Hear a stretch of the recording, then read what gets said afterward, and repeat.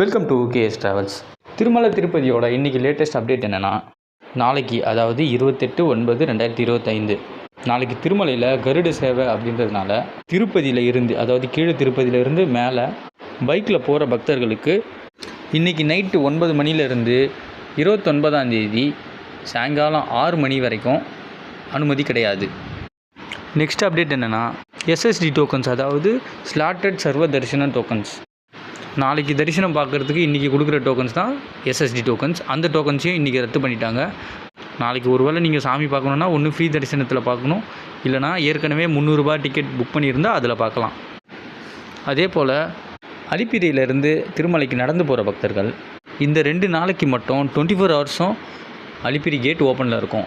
2 நாளைக்கு நீங்கள் எந்த டைமில் வேணால் திருமலைக்கு நடந்து போகலாம்.